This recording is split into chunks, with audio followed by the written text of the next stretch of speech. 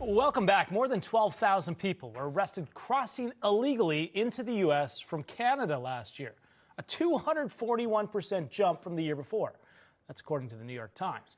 President Biden is being criticized, saying the White House is failing on immigration on all fronts. For now, I'm joined here by the host of the Charbonne Report, Michael Charbonne. Welcome back. Always love having you on. Michael, nearly 40,000 migrants entered Canada through Roxham Road in 2022. Tell our viewers why this is such a hot spot, Roxham Road, and why are we seeing this surge?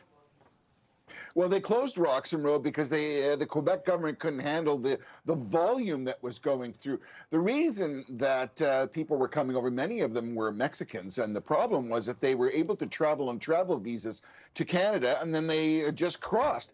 I mean, there was 191,000 northern border crossings in the last 2 years, and it's up 41% in 2023.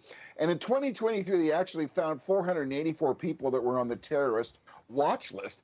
And the area where they're coming through is called the Swanton area, which is Vermont, New York, and New Hampshire.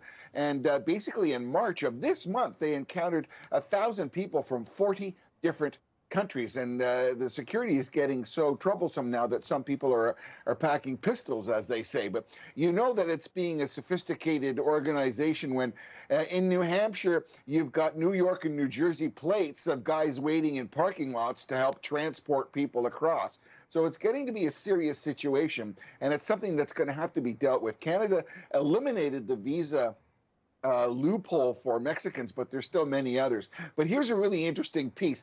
Pakistani airline flight attendants who are landing on Toronto and Montreal, many are refusing to get back on their planes to fly back to Pakistan and are claiming refugee status, John. I mean, like, how weird can it get? So how does that work, though? If they're claiming refugee status, is the Canadian government doing something about this? Are they allowing that to move forward? Of course, if you're claiming refugee status, you can't say you can't. You're already here. You're saying, hey, I'm sorry, I'm here. I need refugee status. And the problem is that it's costing so much money because more and more people are doing that. And we had a student problem with student visas where students are saying they're coming here for 3 to 4 years to study and realize that they don't have the points to stay. So they claim refugee status, which extends it an extra 3 or 4 years. I mean, the government just spent $141 billion to help both the provinces help for housing of foreign illegals that are claiming refugee status. This is a big problem, and it's got to be stemmed. If you don't have legal status here, you should be deported. The form asylum and refugee status is being abused, John. It's interesting because we have these laws in place, but it seems to be that no one's listening to them or no one's adhering to these laws. Tell me how Trudeau, Prime Minister Trudeau, what are his thoughts on immigration? And then you've got Conservative leader there, Pierre Poilievre. He's trying to knock Trudeau out of the post there. What's his stance on all of this immigration? Well, I mean, don't forget, Trudeau's a Liberal. He's been in power since 2015, 3,000 days he's been in. But now Pierre Poilievre is leading in the polls by about 20%. And immigration is a very serious problem. But last month's budget that Trudeau announced, I mean, they've put all this money in for housing and et cetera for illegals. Many Canadians are saying my mortgage rates are up. Housing availability, carbon tax. I mean, last year, 23% of Canadians said that they were going to be having food insecurity. I mean, our unemployment is at 6.1% in Canada. You guys are at 3.8%.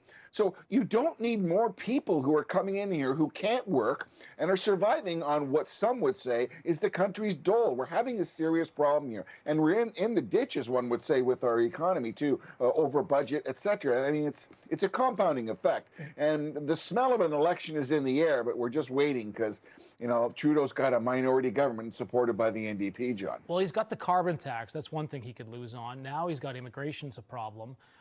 And now the economy is down, too. So, I mean, this isn't looking very, very good for Prime Minister Trudeau. No, sir, it's not. And I mean, in the same way as you have those main topics that are affecting the American election, sometimes, as they say, when America sneezes, Canada catches a cold. We could be the canary in the coal mine, revealing that a conservative more right-wing aspect of government and addressing patriotism, etc., which is a wave which is going on in Europe, maybe happening in Canada, but we'll wait to see on that one, John. When America sneezes, Canada catches a cold. That's fantastic. I like that, eh? I did like that. Thank you so much, Michael Chabon. Appreciate it. That's going to do it here for Sunday Report. Thank you so much for watching. Stay with us. Sunday Agenda starts right now with Lydia Serrano.